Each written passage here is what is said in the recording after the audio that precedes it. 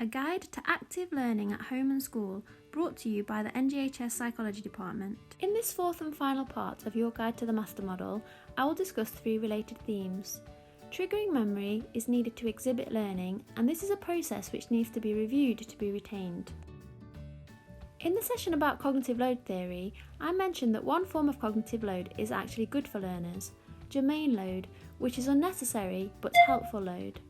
The themes discussed in today's video increase germane load because they make studying harder than it strictly needs to be by ramping up the mental effort used in study sessions.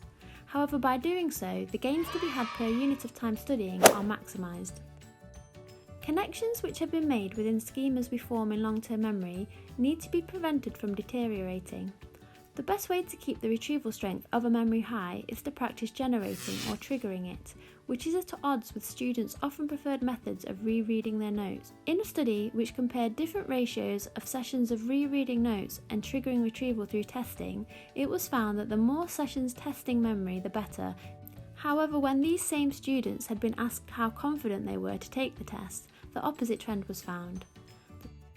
This can be explained by the effect that testing has in shattering what is known as the illusion of knowledge, which is also the key to understanding why the testing effect actually works so well.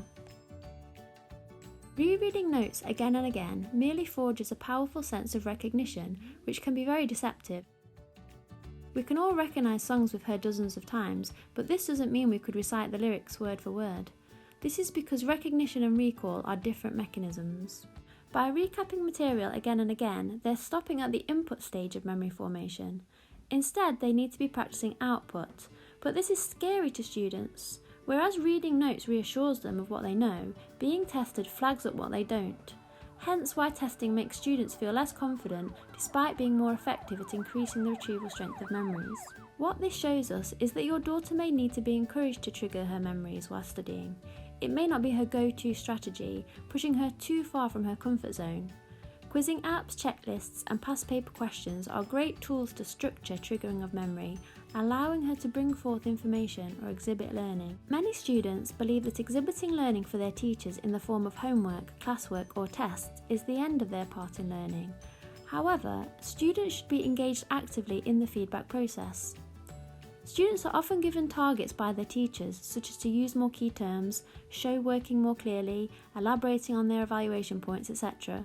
However, it may be several lessons before students have the chance to demonstrate that exact same skill again, by which time the target they have been given may have slipped from their minds. Therefore, why not encourage your daughter to engage with her targets? Many parents will ask their daughter what mark she achieved in a test, but why not change the question asked to what went well, or what could she have done differently, to encourage a level of self-awareness that students don't usually develop until they're much older. Lastly, reviewing to retain. This graph is called the forgetting curve, and it represents the sad but inevitable fate of all long-term memories. Rehearsal will send information to long-term memory, however some forms of rehearsal will reduce how rapidly the retrieval strength of memories deteriorates. For example, as we've mentioned, testing memories helps to beat this curve. And an equally important factor is the spacing of these testing sessions over time. The red line on this graph shows the natural rate of forgetting. However, the stars show planned interventions where information is reviewed, which can interrupt forgetting at key points.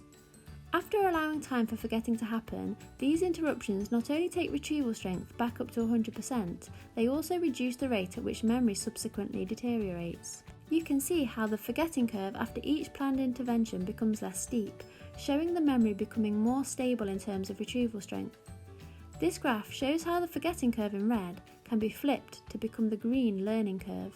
The table shows the optimum intervals for revising information depending on how far away a test is.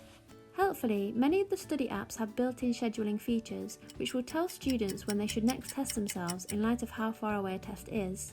I hope you've enjoyed this series on the Master Model. Please don't hesitate to contact us if you have any questions about how you can best continue to help support your daughter's learning as she progresses through school.